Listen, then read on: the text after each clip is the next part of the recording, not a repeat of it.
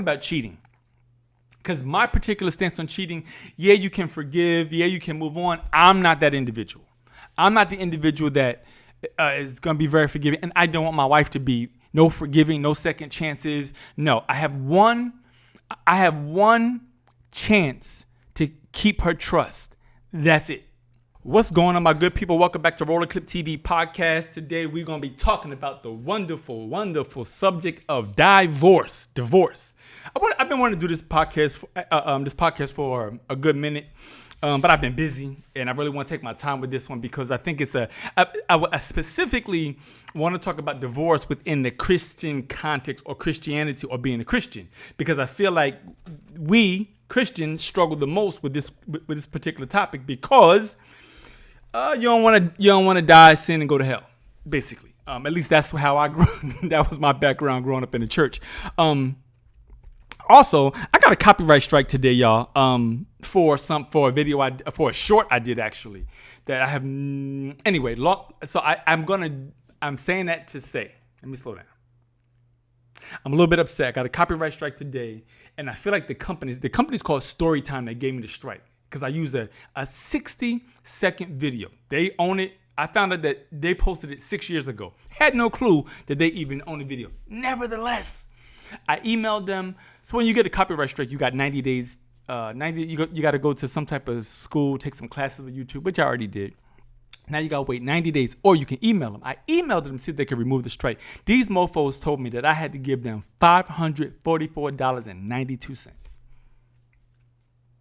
Needless to say, I'm gonna wait my 90 days. Ain't no way in hell. That's some mafia type stuff right there. But anyway, so I said all to say, over the next couple of months, I'm gonna be very mindful of this because with YouTube, you can only get 3 strikes and you're out.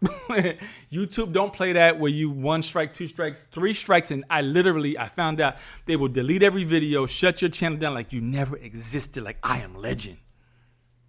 You'll be gone. Anyway. Now that I said that, for all of you new content creators, y'all be mindful of that. But I want to talk about the subject of divorce. But before I get into that, roll the clip. Are you willing to leave Battle Creek? I'm not walking out now because I don't know what Yes or no, beloved? No. Not willing to leave Battle Creek. No. And you, as a single woman, are saying, I'm dying in this place. I hate it here. I don't want to stay here. Right. Truth that you need to put in a bowl. That I want out of here. I don't fit in.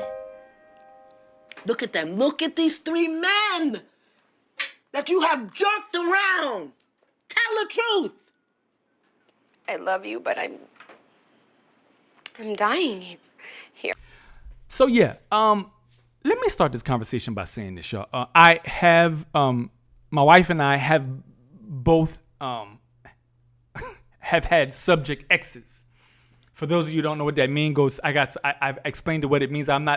So in this world of relationships, we like to say my ex and my this. Listen, and our story is it ain't my nothing. They can do whatever they want to do. God bless them. So as far as I'm concerned, it's subject X. Just a point of it's just a point to my conversation. So my wife and I both have had subject exes. We will be married 9 years in about a month or so. Blessed, happy, very, very fortunate. Nevertheless, it doesn't negate the fact that we were both had a subject ex that we were divorced from. So I wanted to talk a little bit about that because one of the conversations that we always have is, well, how do you know when it's time for you to get a divorce? Well, I don't know. I'm unhappy. I'm this, I'm that. I'm not talking about cheating. Because my particular stance on cheating, yeah, you can forgive, yeah, you can move on. I'm not that individual. I'm not the individual that is going to be very forgiving, and I don't want my wife to be no forgiving, no second chances. No, I have one chance to keep her trust. That's it. Once you destroy trust, yes, God can heal. Yes, God can do all these other things. I'm not saying that God can't. But I'm saying for my life, and this is when we start talking about divorce, and I'm specifically saying divorce, not breakups, because I have a heavy stance on marriage. When we start talking about divorce, when we start talking about going your separate ways, there's a lot It's very weighty. For some people, they're devastated by divorce. My brothers and sisters, was not. My wife and I, in our subject X situation, man, we could have had parties. We were good because I had tried for almost 17 years. And the reason why I say it as a Christian, because a lot of that 17 years was because I was so devoted into the ministry and the church that I was just trying to do the right thing. And there was a ton of red flags along the way. Here's an example that I heard at some point in time that I think is very, very true. In any relationship, if you live in New Jersey and you decide to go to New York City, there's a couple of different ways that you could take into Manhattan. You can go to different boroughs. I'm not talking about the boroughs. I'm talking about Manhattan. From Jersey, you can go to the Lincoln Tunnel and you can go to the Holland Tunnel. Doesn't matter. My wife, she worked near Wall Street, I believe it was. And so she's familiar with the area of the Holland Tunnel. I like 42nd Street, the lights, the camera, the action. So I'm more familiar with taking the Lincoln Tunnel. My brothers and sisters, as long as our destination is New York City, we gonna be all right. It's when one person is taking the Holland Tunnel to go to New York City, but the other person trying to take 95 to go to Florida. And as simple as that little analogy is, that's what happens in a lot of marriages. So, especially when I started out so young. As I began to grow and mature, we were just going in two completely separate directions. And I remember around year 10, I said to myself, I need out of this. You know what? Let me backtrack. That's not true. I remember the day I was going to the justice of the peace before I even said I do. And we ignore all these red flags. In the name of God, in the name of Christ, listen to me. I was having a son out of wedlock. So my church was kicking my back in. The church was kicking my back in. You had so much promise and you were going to be a minister and you sinned. And you did that thing. And you got to ask God. When I tell y'all the church was kicking my back in, the church was kicking my back in. I remember going to church one Sunday morning. After the word got out that Robert had sinned. Robert committed a sexual sin. I remember walking into the sanctuary and one of the ushers who I was cool with, he was an older gentleman. I was in my 20s at the time. He would always give me a hand clap, a hug. My man turned his back on me. See, there was no grace back in the 1980s and 90s. I was in a Word of Faith church, but the church was different back then. The church was very, very different back then. And some churches are still the same where they judge sin so harshly. But the Bible says, when a brother be overtaken in a fault, you that be spiritual help to restore. Nobody was in the business of restoration at that point in time in my life. So my answer was get married. Why? Because God wants, because if you have a child, marry the person. And listen, let me tell y'all something right now. For all of you young people who may be involved in the church, involved in Christianity, in any way, shape, or form, if something happens, don't you rush out to get married, especially if you're in your young 20s. I had no clue what I was doing. I remember going to the courthouse with Subject X. And I remember standing there, and I remember the judge cracking the joke, and he's saying, Robert, blah, blah, blah. It was almost like Charlie Brown was spanking. Wah, wah, wah, wah, wah. I didn't hear nothing. And I just remember saying, yeah, I do. And I remember the moment I said I do, my brothers and sisters, that I felt my life inside. I knew I had made a mistake. Horrible. It seems so very harsh to say, but it's the truth. Had I had the maturity, the spiritual maturity, had I been a little bit more mature, I would have handled that situation completely different. Nevertheless, I'm talking about this in the podcast in divorce because we make so many when you commit your life to a person, I'm telling y'all, it will take years off your life. When you start having kids with somebody and you want to go to New York City and they're destined to go to Florida. Every step away, they're telling you, I'm going to Florida. You said, nah, I'm trying to get to Manhattan. But most of us, good Christians, what we try to do is, I'm going to trust God. Hey, listen, I'm going to pray for her and she's going to change. I'm going to pray for him and he's going to change. Sometimes, my brothers, all you can do is pray for yourself that you have the strength to make the decisions you need to make in your life. You cannot have a successful relationship when somebody is hell-bent on going in a completely different direction than you. In every way, shape, or form. I can give a ton of examples. So I felt like I knew it, y'all. I knew it. I felt it in my soul. Nevertheless, that decision lasted 17 years. Not taking nothing away. Subject X is subject X. No communication. I'm telling y'all, when I made the decision to say enough is enough, my wife does a lot of coaching and counseling, right? For women. And they call her and they're giving her all these stories. Like some of them are really in some tough situations and they're married. They want to get out. And they're always asking her, how did you do it? And how did she do it? Y'all gotta hear my wife's freaking testimony. It's phenomenal. As a matter of fact, I need to get her on this podcast and so she can just share her whole testimony. But they're asking all these questions. I'm gonna say this, y'all. If you're still asking the question, how do you? You ain't ready. If you're still asking the question, well, how do you know when it's time to leave? You ain't ready. I remember asking myself, around year 10 saying I want to and this and that. Listen, by year 15, 16, I got to a point where it was like enough is enough. I'm going to go to New York. You going to go to Florida, then you take your ass to Florida and you leave me the hell alone. And I'm going to work this out with the children. If you're still asking the question, you are not ready. Let me say this. People stay in a marriage for 5 reasons. Number 1, the kids. Number 2, the damn kids. Number 3, money. Number 4, fear. And number 5, the damn kids. Oh, I gotta stay for the kids because I don't want my kids to grow up the way I grew up. Oh, I want my kids to have a father and a mother. Let me tell y'all something. If you and your spouse are bickering in the home, if you and your spouse are fighting in the home, you are not in a loving, productive environment.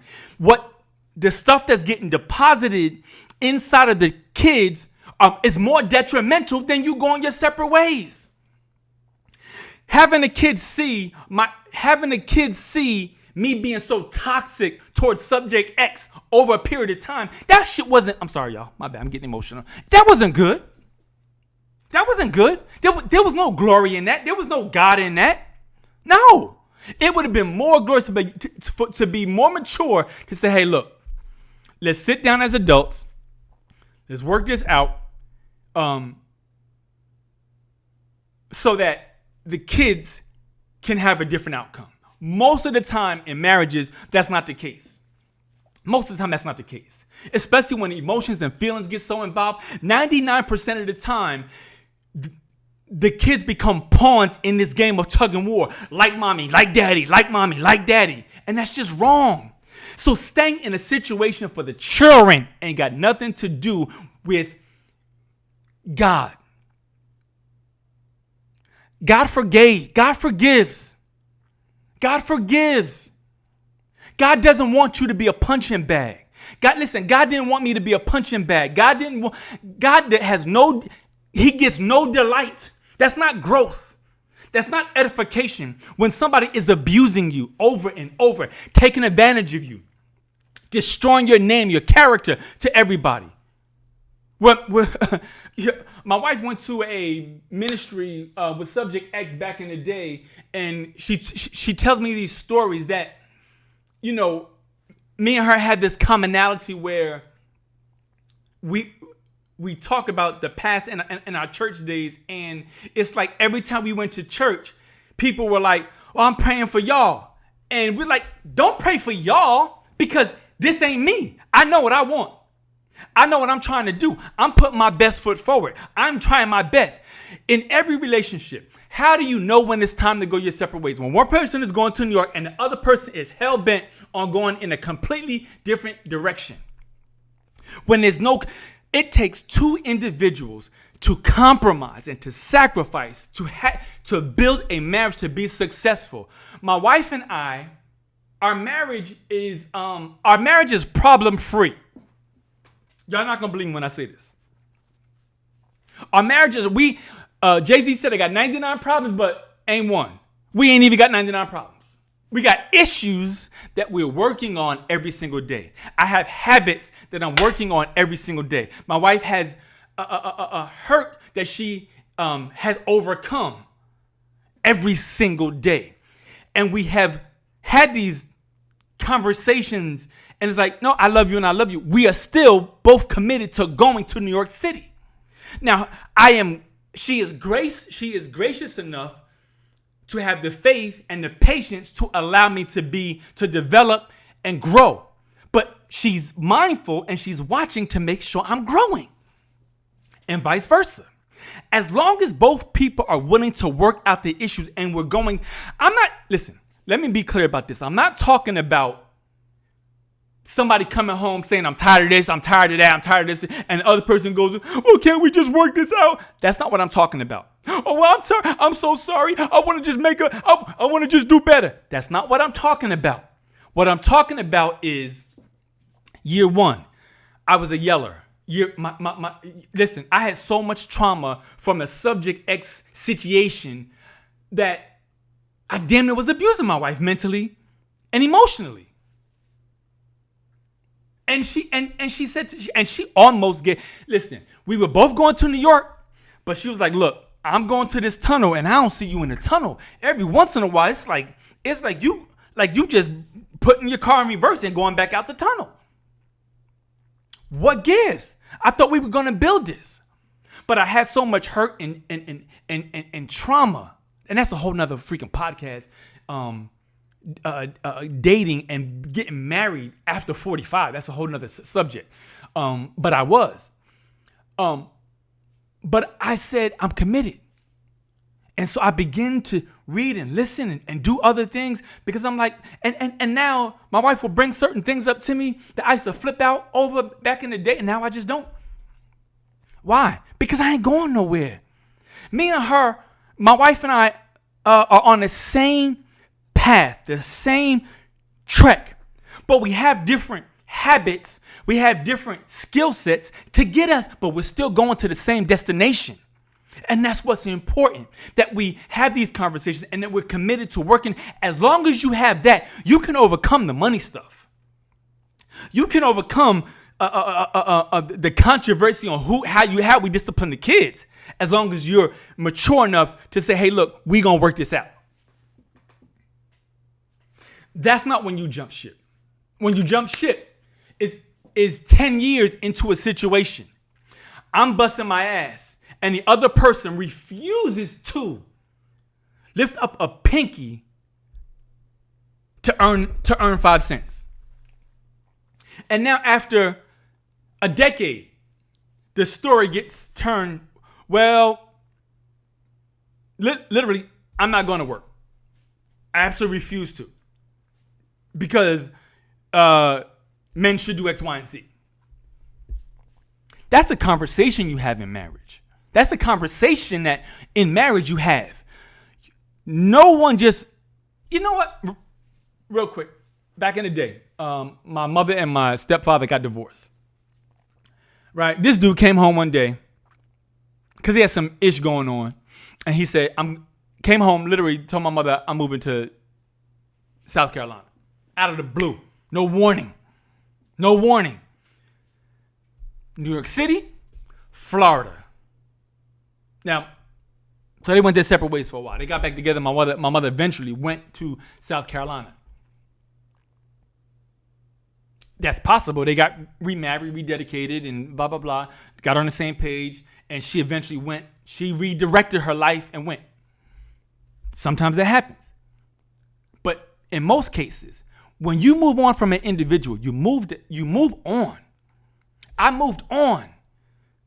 By the time I got to the courthouse and I was signing my name on that docket, I was clear. I was clear in my mind. No, I didn't feel bad. There was no bad feelings. There was no emotional turmoil. You're like, oh my God, I can't believe my life is falling apart. No, I did what I had to do. I slept on my boy's floor for I don't know how long. That's why I said if you're still asking the question, you're not ready. You're not ready. So you got to take all the time before God you need. Because I'm going to tell you something. You don't just decide to leave and the world just becomes right. No, there was a lot of struggle. There was a lot of challenges that I had to overcome week after week, month after month. And to add insult to injury, I was an entrepreneur at the time. So beyond dealing with the emotional issues, I had to still keep a certain mentality to keep money coming in so I could just put some food in my stomach. You hear my wife's story. She went through the same thing. She was just done. She was just fed up. There was no, I'm going to try this. Listen, she packed all the kids and made a decision and lived in some very, very challenging situations until God turned it around. Why? Because one person was going to New York and the other person was going the complete opposite direction. There was no working. The abuse in both situations got to the point where nobody was going, and the kids suffered because of it. And it becomes a tug of war. It becomes a tug of war. And in my situation, subject with my kids in subject X, the kids were homeschooled. So it almost became like there was a lot of brainwashing.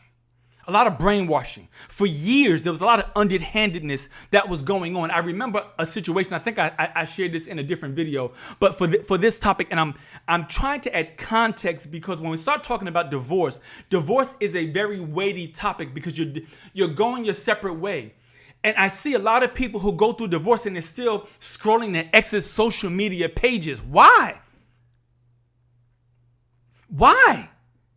Why are you still scrolling your ex's social media page to see what he or she is doing? If they're in a relationship, freaking God bless them. Listen, the whole reason why I said I'm done was because I was done. And too many people want to, quote unquote, especially in Christianity, you want to be done, but then you got this hope. Well, maybe God, listen, either God is going to save it or you going to move on. And God can only deal with your heart. God can't deal with the other person's heart until the other person surrenders their soul to God.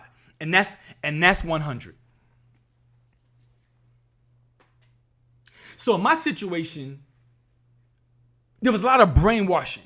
I remember one of my kids told me this later that Subject X called them into the room and had pointed a little boy out on a computer screen, right?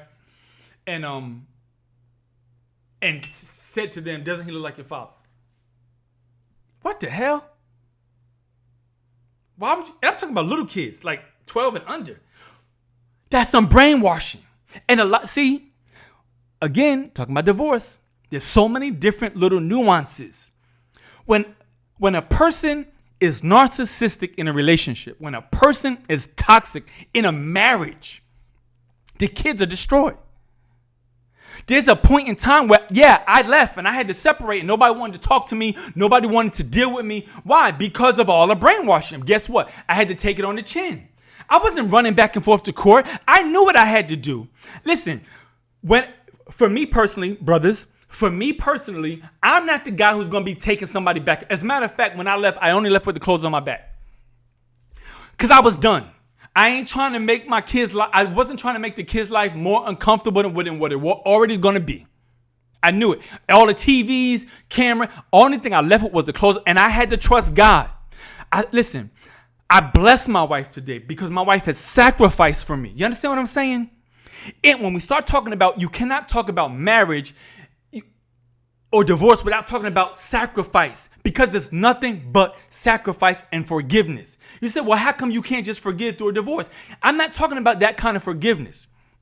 I'm talking about just human nature. I got an attitude one day and I say something wrong. I'm not talking about I'm trying to derail my wife's entire life and not meet her halfway where she needs to be, or vice versa. When a person is hell-bent on saying, hey, look, I'm going to do this my way, and that's all it's going to be, period, male or female, that's not a marriage. A marriage is a partnership. We find out what trees in the forest that we got to cut down, and we cut it down together. Now, maybe one day you may be tired, so I'm going to cut down 2 or 3 trees. Or one day I may be tired, so my wife's going to cut down 2 or 3 trees. But at the end of the day, our goal is to get through the forest. I'm talking about when you're in a situation, and you got to judge this for yourself, inside yourself. When you're in a situation, and you're in the forest every single day, hacking away. And every time you turn around, Bozo is on the couch doing absolutely nothing. Homegirl is in the kitchen, not cooking, not even assisting in trying to get this forest where we need it to be. Make no mistake about it. Marriage is a partnership.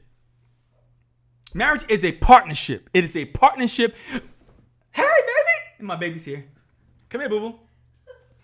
My baby's, I'm sorry, y'all. I haven't seen my baby all day long. Marriage is, well, that's what I do. Marriage is a partnership. I'm glad she came in, y'all. Come here, baby. I don't want to say nothing.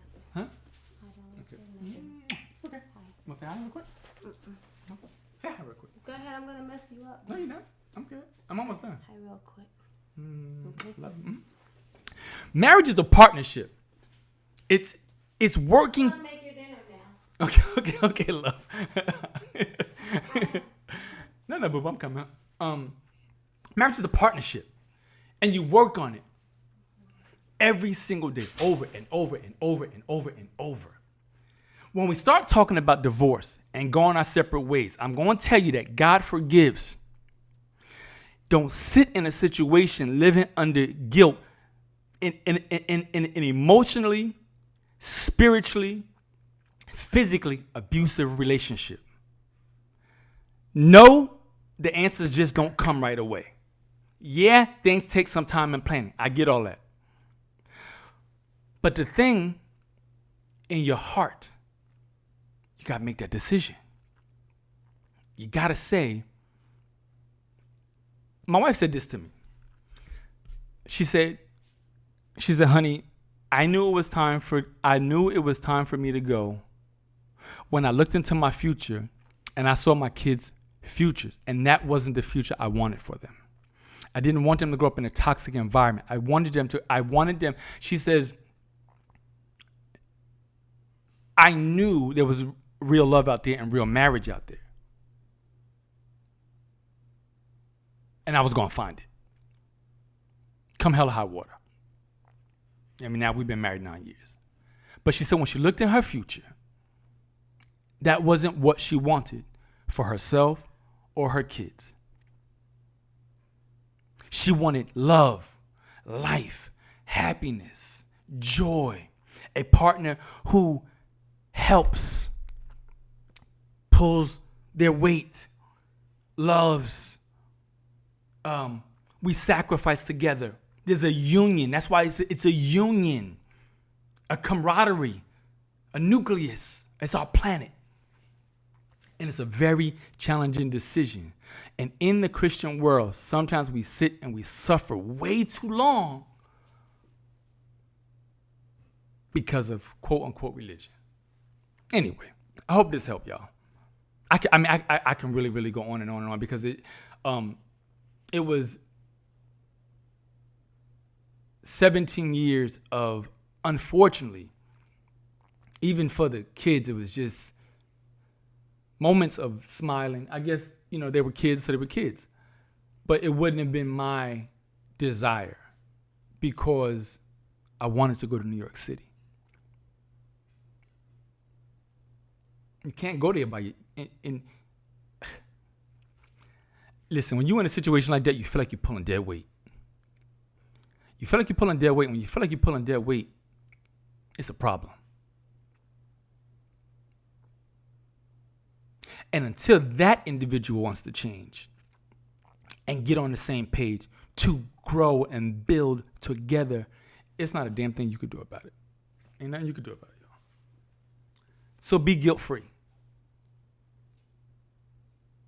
When you stop asking the question, when, and it's just do or die, it's like, forget about it. I'll sleep in somebody's basement. I'll go back to my mama's couch. I'll be on my boy's floor. Then you know. Then you know. And you ain't got to argue and fight and yell. People go out like that. I didn't want to go out like that. Make a decision. And even in me making a decision, it was still tumultuous. But I made a decision. Because when I looked at New York City, like now, I love my beautiful wife.